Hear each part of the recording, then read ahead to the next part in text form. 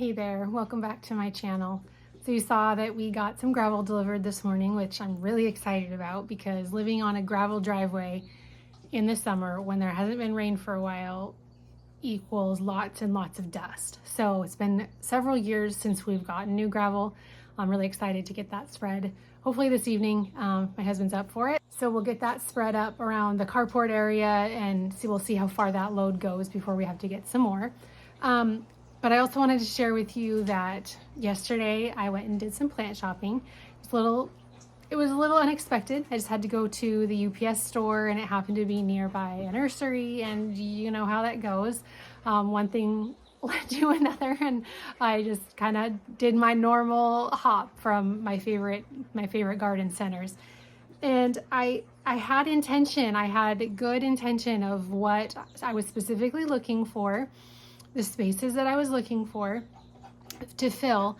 But maybe you know how it goes too, that you get to a garden center and you see that plant that you haven't seen yet and you've heard so much about it and you don't know exactly where you're going to put it, but you just can't say no to it. Or you see, at a nursery that they have a discount section. That happened to me yesterday too. At Bauman's, they had a 50% off section, and so I got a few things out of that. And I'm dealing with a pretty full garden situation here, and so unless I really want to redo a section, I have to be pretty careful about what I'm purchasing. So I wouldn't say it was a fail or that they were bad purchases. I'm still really excited about the plants, but it's just going to take me some effort to find where best to put them.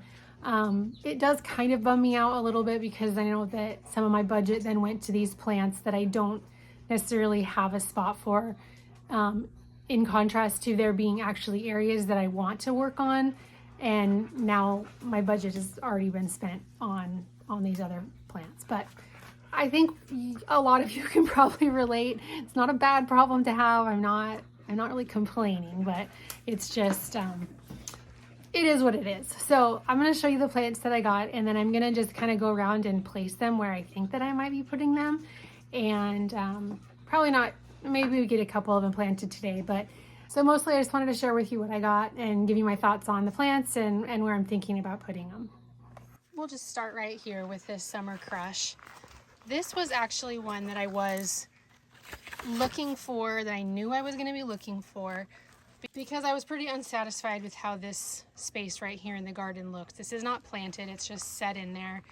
I do have another Summer Crush. You can see that pink hydrangea over there. That is also a Summer Crush, so they don't look much alike because my other is rather leggy.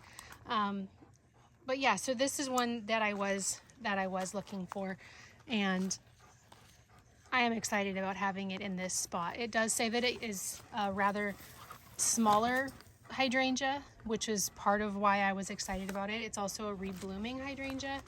It does prefer the shade, which is why it's going to be in this spot. In order to get it planted, I have to move a few perennials, and that shouldn't be too big of a deal. So that'll be for another time, but that was one plant that I did get, and it was the last one they had at Bauman's that was out on the floor. So I was happy to find this one and to bring this one home. The Summer Crush hydrangea is a pretty big one, so I just put that one right into the spot where I was thinking that it was going to go. But I'm going to flip you around and show you this little stash that I have. When I bring home plants, generally I take them into my garden shed area, but because it's been hotter and because this area is right next to a hose and it gets just morning sun, it's a pretty good place for me just to store the plants until I'm ready to actually plant them. Okay, so here we go. Here is a Sunshine Ligustrum. It was actually 50% off at Bauman's, so you can imagine that that was actually just a really good deal. I have a spot that I'm thinking of for this one, so we'll go there in a second. Sorry for the changing light. The sun is coming in and out behind clouds. I did pick up 2 more of the Junior Walker's Low Nepeta that will go probably over in the no-till bed. So I was excited to find those, and those were actually 25% off at the garden center that I got those at. This right here was one that I found, and I just was pretty excited to find it. Fairy Trail Bride Cascade Hydrangea. I had only seen it earlier in the season and none were this large or this good of price. So this was one that I did not intend on looking for, didn't intend on getting, but it was one that I saw that I just felt like I just needed to get. So that's going to be a trickier one to find a spot for. This right here is a Butterscotch Baby Spirea, I believe. Let's see. Yep, Butterscotch Baby Spirea. This was another one that was 50% off. It is a small Spirea. It stays pretty compact, and evidently it comes out with this really pretty butterscotchy yellowish color in the spring, and then goes to that color in the fall with a pink bloom. So it was a really pretty shrub. I don't know why they had it on 50% off, but I had to grab it. This shouldn't be too hard to find a spot for just because it does stay so small, but I'm just not exactly sure where that spot will be yet. This was another one that I just saw and I had a thought that I knew where I would put it, but I'm not entirely sure.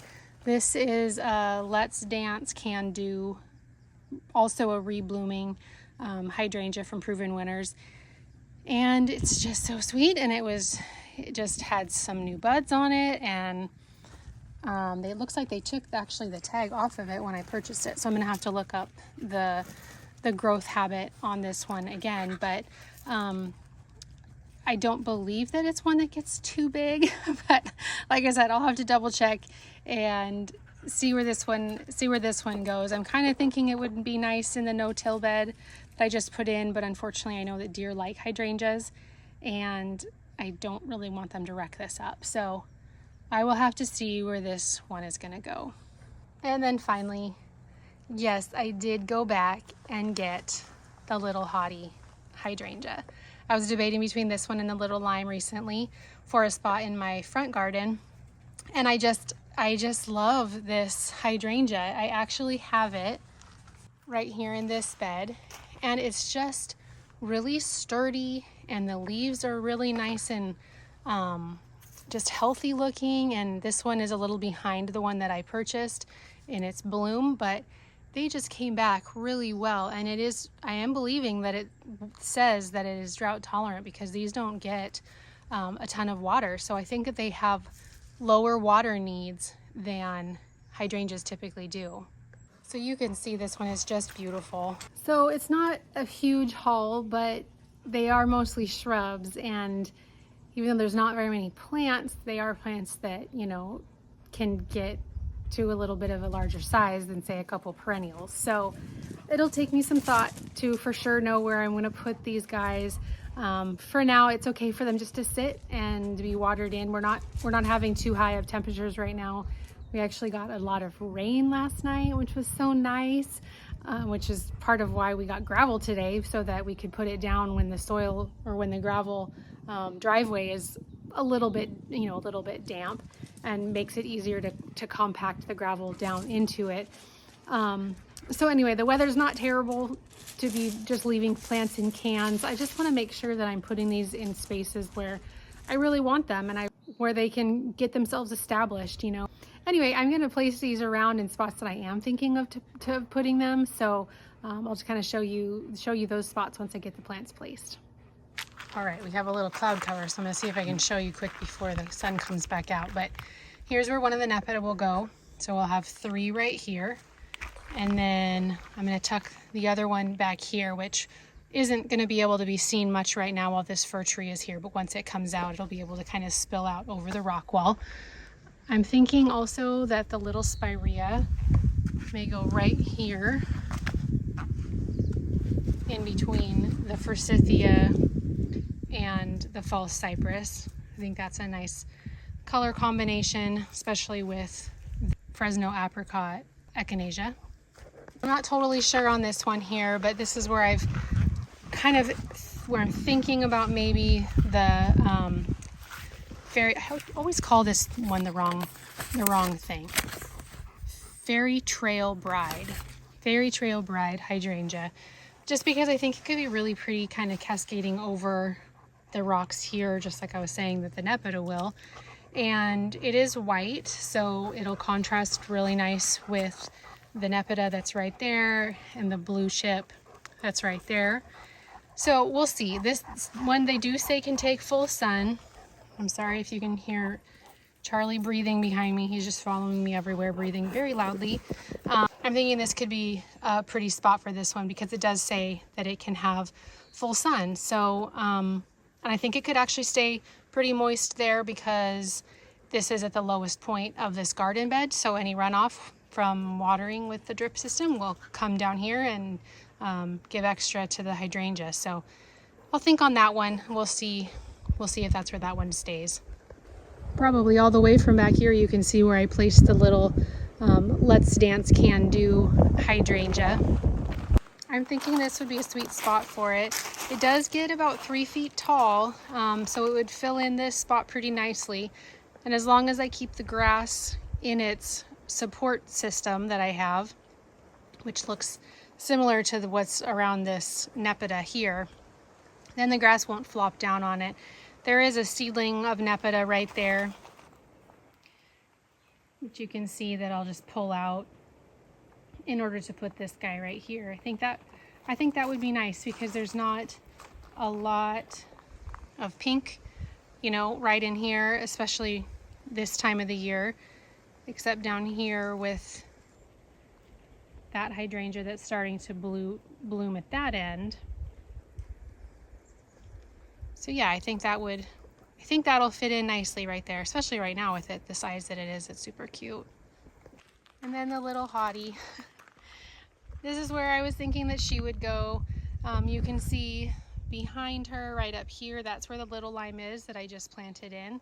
And I think that it looks really pretty right there. Previously, I had a reblooming azalea that I actually just planted in this year, but I neglected to water it. It's not dead. I actually just pulled it out of its spot to place the little hottie there, and it was completely dry. The root ball was completely dry, but as I was bending the branches, they were pliable and there was green in them. So all the leaves died on it, but I think I'll just pot it back up and see if I can rehab it a little bit. I might end up giving it away to somebody because obviously it wasn't one that I was attached enough to really stay on watering. So unfortunately, I sometimes do that. I purchase a plant, and if I'm not, I know this sounds terrible, but if I'm not overly in love with it, it's not one that stands out in my mind that I need to come back to watering.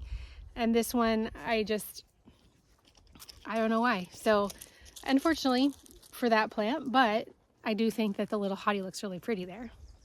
And as for the Sunshine Ligustrum, I think I'm going to go for this spot right here. I'm not entirely sure what I was thinking putting just this low ground cover right here. It's right behind a mum. I don't know why I filled it with something that grows so low. Perhaps because I thought that this little itty bitty Sunshine Ligustrum was actually going to do something, but it has yet to put on any growth. So I think I'm going to put the Sunshine Ligustrum right there.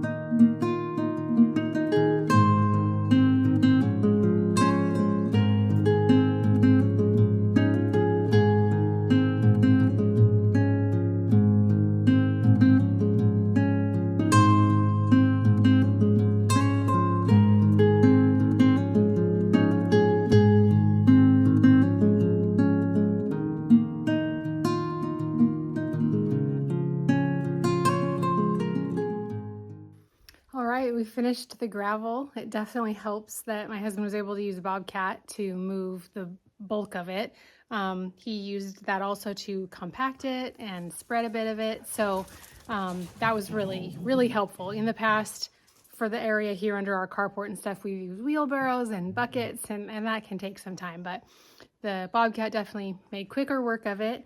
And then I continued on down the path behind me with some of the gravel, just kind of raising it up, filling it in a bit. Oh, it just feels so good. If you have a gravel driveway or gravel paths, you know what I'm talking about.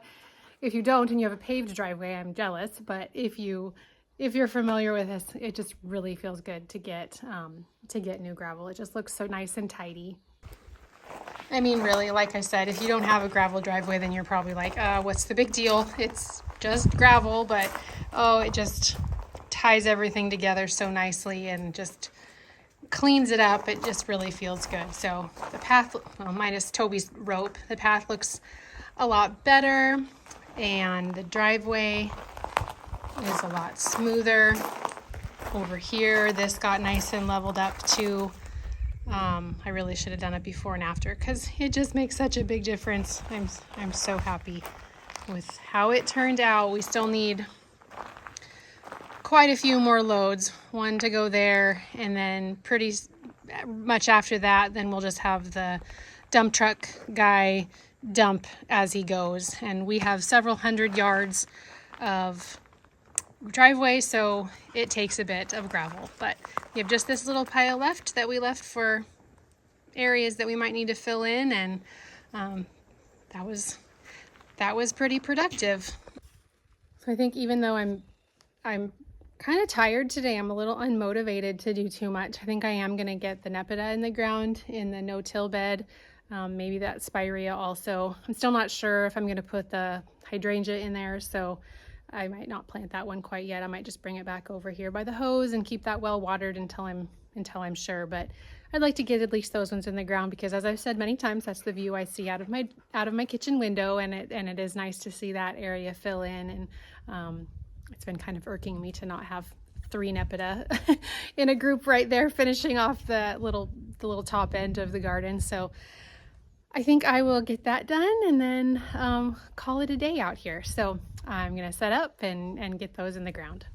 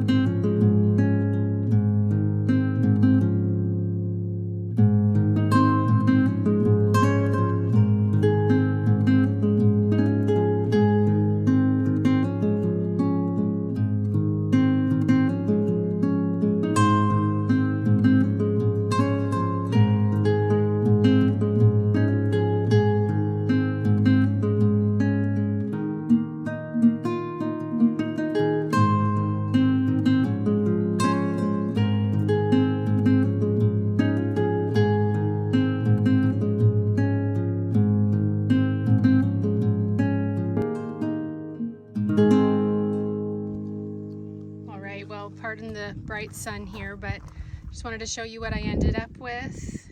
Planting here is the 3 Nepeta. So this one here on the end, you can see right there, that is the one that I just planted into that trio. And then I decided, this is kind of half sun, half shade, so sorry, but I ended up planting in the other Nepeta right here in this little nook because I just knew, I was concerned that it just really wouldn't get enough sun if I planted it where I intended to be when I started, just because of this fir tree. And like I've said, this fir tree is coming out, but I think I just wanted to keep it in until Christmas time. So it's there for now, and it really shades that spot where I was going to plant it. And so I just thought this spot right here is nice because it just can kind of grow out onto this rock. And this Aphrodite street shrub will eventually become a tree. That's kind of hard to believe, but it's supposed to get pretty large. So I'll be limbing that up and it won't interfere with the Nepeta in that spot. All right, that's gonna do it for me today. I am gonna go in and get going on some dinner, and even though I didn't get much in the ground today, I feel really thankful to have gotten the gravel all spread and just to get these 2 Nepeta in, and at least to find the space, the spaces that I'm gonna, I think, plant in all of those shrubs that I showed you that I purchased earlier on in this video. So yeah, thanks for hanging out with me today and sharing in my excitement for our gravel. And yeah, we'll see you in the next video. Thanks. Bye.